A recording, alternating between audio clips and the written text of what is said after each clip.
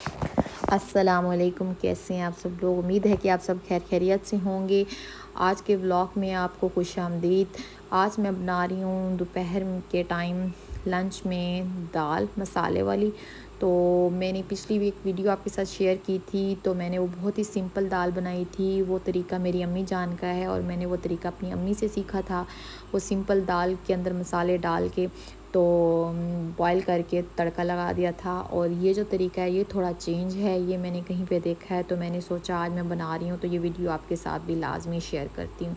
तो दाल को अच्छे तरीके से मैंने साफ़ करके ना तो अच्छे तरीके से मैंने वॉश की थी, बार बार पानी गुजार के, ताकि बिल्कुल साफ़ सुथरी हो जाए और पकने के बाद बीच में कोई कंकर या इस तरह की कोई चीज़ फ़ील ना हो।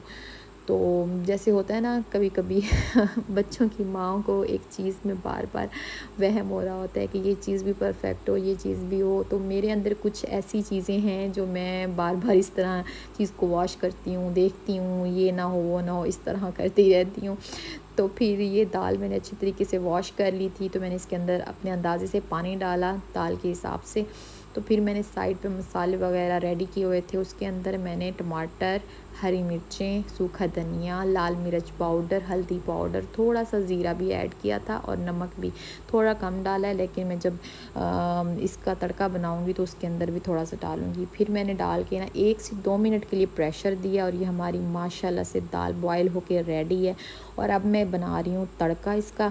इसके अंदर मैंने घी डाला है और अंदर डाली हैं हरी मिर्चें कट करके 3 से 4, और भी मैं लहसुन और प्याज, उसको मैंने अच्छे तरीके से फ्राई कर लिया। और अब हमारा तड़का रेडी है। अब हम लगाएंगे दाल को तड़का।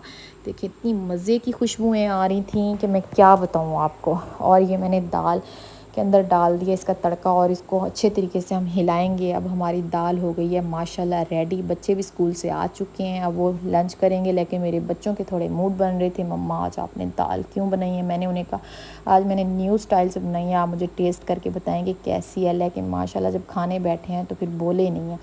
बच्चे मेरे एकेडमी जा चुके थे, तो फिर मैंने धोए कपड़े, असर का टाइम हो चुका था, अज़ानें भी हो रही थी। तो फिर मैंने कपड़े धोने के बाद आटा वगैरह गूँधा शाम के लिए। तो फिर मैंने सोचा थोड़ी सी स्किन केयर कर लेती हूँ, तो स्किन के लिए मैंने थोड़ी क्लिनजिंग वगैरह की। फिर मेरा दिल बहुत उदास हो रहा था, नमाज के बाद मैं तस्बीह के लिए बैठ गई। अल्लाह का ज़िक्र करने में जो सुकून है वो किसी चीज़ में नहीं है। तो अल्हम्दुलिल्लाह अल्हम्दुलिल्लाह, अल्लाह ताला का लाख लाख शुक्र है कि अल्लाह ताला हम सबको दिलों का सुकून दे और ज़हन का सुकून दे, क्योंकि ये बहुत ही ज़रूरी है इंसान के लिए। तो फिर शाम का टाइम हो चुका था, मैं किचन में आई, दोपहर के बर्तन वगैरह वॉश किए, क्योंकि आपको पता है हम माएँ तो कभी फारिग हो ही नहीं सकती। और मेरे हस्बैंड ने अब आने का टाइम हो गया था, उन्होंने अब आना था। तो जैसे ही वो आए हैं तो मेरे बच्चे कहने लगे बाबा आज हम मम्मा ने दाल बनाई है तो हमने नहीं खानी, हमने मैकरोनी खानी है। तो फिर वो बच्चों की फरमाइश पे गए मैकरोनी लेके, और मुझे आके कह रहे थे जैसे ही मैं बर्तन धो रही थी कि नहीं तुमने बच्चों के लिए मैकरोनी बना के दो, कुछ नहीं होता। तो मैंने कहा मैंने तो आटा गूँध के रखा हुआ है, रोटियाँ बनानी है। उन्होंने कहा रोटियाँ ना बनाओ, तुम मैकरोनी बना लो, हम सारे वही खा लेंगे। मैंने कहा चलें ठीक है। तो फिर मैंने कहा मुझे पहले बर्तन धोने दें, मैं बर्तन धोने के बाद ही ये सब कुछ करूँगी। माँओं की तो ड्यूटी है बर्तन धोना, खाना पकाना, घर की सफाइयाँ करना। एक काम हम छोड़ती हैं, दूसरा काम हमारे लिए रेडी होता है। तो खैर बर्तन वगैरह मेरे धुल चुके थे और सारी चीज़ें भी आई हुई थी। तो मेरा बेटा बार बार आके कह रहा था मम्मा जल्दी करें, हमें बना के दें, हमें बड़ी भूख लगी है। बस जैसे ही मैं मैकरोनी बनाने के लिए खड़ी हुई थी तो उनके कारी साहब आ गए थे। माशाल्लाह वो शाम को आते हैं कारी साहब, पहले फ़र्स्ट टाइम आया करते थे, अब शाम के टाइम पढ़ाने के लिए आते हैं। तो इस तरह ये है कि बच्चे थोड़े से शाम के टाइम फ्री हो जाते हैं, क्योंकि उनकी भी लाइफ बहुत टफ़ है पढ़ाइयों में। मैं कहती हूँ उन्हें हर टाइम यही बेटा यही वक्त है, आप पढ़ लोगे तो बाद में ज़िंदगी आपके लिए है, आसानियाँ पैदा होंगी, क्योंकि पढ़ाई भी इंसान की ज़िंदगी के लिए बहुत ज़रूरी है। तो देखें ये हमारे बर्तन हो गए हैं सारे साफ़, और मैं जैसे ही बर्तनों से फ्री होके आई और मैंने पानी रख दिया था मैकरोनी के लिए बॉयल होने के लिए। और ये हमारा पानी जैसे बॉयल हुआ तो मैंने इसके अंदर मैकरोनी ऐड कर दी थी। तो अच्छे तरीके से जब मैंने चेक किया बार बार कि मैकरोनी हमारी नरम हुई है कि नहीं हुई, लेकिन अभी से थोड़ा सा टाइम था, तो मैंने सोचा दूसरी साइड पे ना मैं इसका ना मसाला तैयार कर लेती हूँ, प्याज और लहसुन वगैरह ना। तो गर्म होने की वजह से टच भी नहीं हो पा रहा था कि मैं अगर इसे दबा के देखूं कि ये नरम हुई है कि नहीं हुई, लेकिन मुझे थोड़ी सी हार्ड फील हो रही थी। तो फिर मसाले के लिए मैंने लिया एक प्याज, उसको मैंने ना चॉप कर लिया था बारीक बारीक हाथों से ही।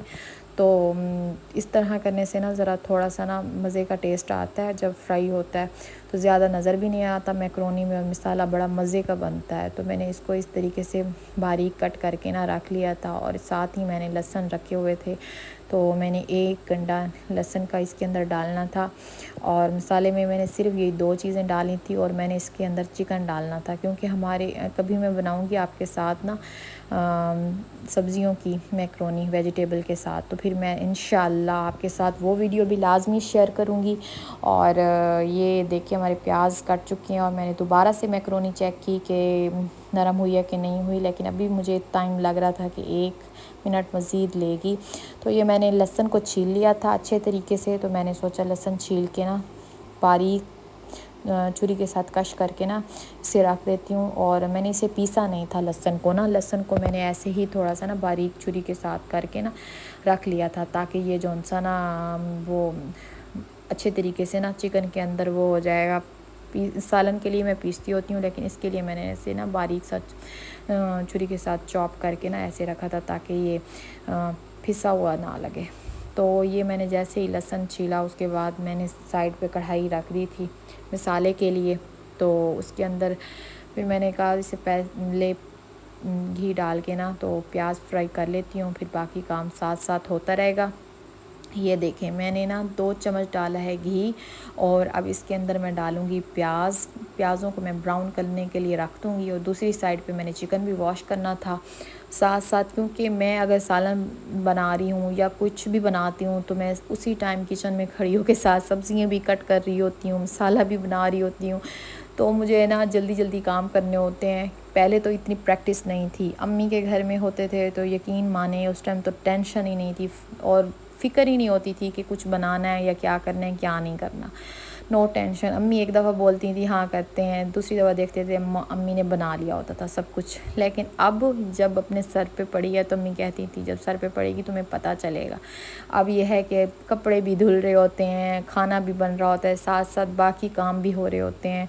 माशाल्लाह से जब से ख़ुद सब कुछ करना स्टार्ट किया है ना, तो यकीन करें पता ही नहीं चला कि कैसे ये सब कुछ हमें करना आ गया है। तो साथ साथ मैं प्याज भी ब्राउन कर रही थी, और दूसरी साइड पे मैंने लहसुन कश करके रख लिया था। तो ये देखिए मैंने लहसुन उसके अंदर अच्छी तरह डाल के ना थोड़ा सा मैंने 1 से 2 मिनट के लिए मैंने कहा फ्राई करती हूँ, और फिर उसके बाद मैंने इसके अंदर डाल दिया था चिकन। तो मैंने चिकन साथ ही इसके अंदर फ्राई किया था, ताकि चिकन की ना स्मेल थोड़ी सी ना ख़त्म हो जाए। ये अब मुझे लग रहा था थोड़ा थोड़ा ना नीचे चिपकना स्टार्ट हो गया है, तो अब मैं सोच रही थी कि ना ये इससे पहले कि ये चिपके तो फिर मैं इसके अंदर ना चिकन डाल देती हूँ। ये मैंने ना इसके अंदर वॉश करके जो कि चिकन रखा हुआ था वो इसके अंदर मैं वो ऐड कर रही हूँ। तो चिकन लहसुन और प्याज को मैं 1 से 2 मिनट के लिए फ्राई करूँगी, ताकि ये चिकन की स्मेल वगैरह भी ख़त्म हो जाए और वाइट भी हो जाए, जो अक्सर फ्राई होने के बाद चिकन हो जाता है। तो ये इस तरीके से भी बड़ा मज़े का बनता है। तो मुझे ये बड़ी होती है कि ना चिकन हो या कोई भी और गोश्त हो ना, उसकी स्मेल ख़त्म हो जाए टाइम से ना। तो अगर थोड़ी सी स्मेल रह जाए ना, हम लोग पानी डाल देना, तो यकीन करें उस चीज़ का टेस्ट, उसका जायका बिल्कुल भी नहीं आता, और वो अजीब सा टेस्ट देती है, और बिल्कुल दिल नहीं करता उस चीज़ को खाने का।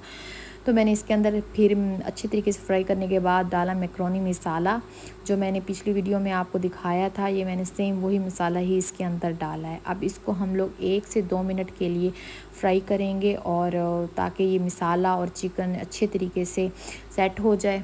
और ये थोड़ा थोड़ा नीचे चिपकना भी स्टार्ट हो गया था, और इसके अंदर मैं थोड़ा सा पानी डालूँगी 1/2 कप के बराबर, ताकि ये अच्छे तरीके से ना चिकन हमारा गल जाए, और मसाला भी हमारा जो नीचे चिपक रहा था वो भी ना चिपके। और फिर मैंने इसके अंदर ना 3 हरी मिर्चें कट करके डाली थी, इससे ज़रा टेस्ट अच्छा आता है। और मर्ज़ी होती है तो कोई खा लेता है, नहीं हो तो प्लेट से, मेरे बच्चे तो चम्मच के साथ अलग अलग करके रख रहे होते हैं कि मम्मा ये क्यों डाली आपने। लेकिन ये है कि मैं डालती होती हूँ, मुझे बड़ी मज़े की लगती हैं, और मैं तो साथ ही खाती हूँ मैक्रोनी के ना हरी मिर्चें मुझे बड़ी अच्छी लगती हैं फ्राई हुई ना।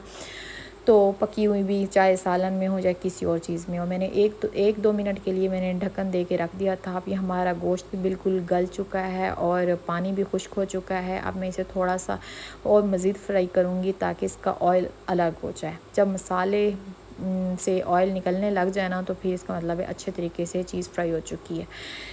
1 से 2 मिनट के लिए मैंने इसे फ्राई किया और उसके बाद मैंने इसको देखा कि हमारा चिकन अच्छे तरीके से गल चुका है। ये देखिए माशाल्लाह से हमारा चिकन भी अच्छे तरीके से गल चुका है, मसाला भी बड़ा मज़े का बन चुका है और हमारा अब ये रेडी है। तो फिर अब मैंने ना इसके अंदर डालनी थी मैक्रोनी। मैं इसलिए बार बार चम्मच चला रही थी कि ताकि अंदर कोई पानी या इस तरह की कोई चीज़ हो ना, वो खुश्क हो जाए। तो अब मैं इसके अंदर मैक्रोनी डालूँगी। मैक्रोनी थोड़ी सी हमारी ना ज़्यादा थी, तो फिर उसके लिए ना मुझे कढ़ाई के अंदर चम्मच हिलाने में बहुत मुश्किल हुई थी। तो बड़े एहतियात से और बड़े प्यार से मैंने चम्मच हिलाया था। ये देखें अब ये देखें हमारी मैक्रोनी इतनी फ़्रेश लग रही थी। ये कमाल इस वजह से है कि मैंने इसके अंदर थोड़ा सा ना नमक और 1 चम्मच डाला था इसके अंदर मैंने घी का। उसको डालने से ना फिर ये जुड़ती नहीं है, ये इस तरह फ़्रेश और खिली सी होती है और बड़े मज़े की बनती है। तो ये देखें मैंने अब उसको बड़ा एहतियात से कढ़ाई को घुमा के चम्मच के साथ ना मिक्स किया है ताकि ये नीचे भी ना गिरे और सही तरीके से जो सा ना मिक्स हो जाए।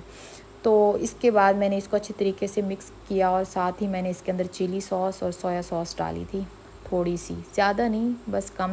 और मसाला इतना था कि मेरे बच्चे बड़े आराम से खा रहे थे। इतनी ज़्यादा स्पाइसी भी नहीं थी, और अगर मसाला ज़्यादा डालो, स्पाइसी ज़्यादा हो, तो बच्चे सीज ज़्यादा करते हैं और खाते कम में। और यकीन माने इतनी मज़े की मैक्रोनी बनी थी। ये पूरी की पूरी कढ़ाई मेरी ना 1-2 मिनट के अंदर ख़त्म हो गई थी। माशाल्लाह बच्चों ने 1 सेकंड में 1 से 2 प्लेटें ली और सारी ख़त्म हो गई। ये मैंने अब इसके अंदर चिली सॉस और सोया सॉस डाली है। हमारी चिली सॉस तो थोड़ी ख़त्म हुई पड़ी थी, वो कम मैंने डाली, और सोया सॉस इसके अंदर मैंने थोड़ी सी ज़्यादा डाली, तो उससे भी टेस्ट काफ़ी अच्छा हो गया था और बड़ा मज़े के बना था। तो मैंने इसके ऊपर ढक्कन दे के ना इसे हल्की आंच पे रख दिया था और ये बहुत ही मज़े की बनी थी। और ये देखें फ़ाइनल टच। और आज के लिए इतना ही। इंशाल्लाह मिलते हैं अगले न्यू व्लॉग में। तब तक के लिए अल्लाह हाफ़िज़। दुआओं में याद रखिएगा।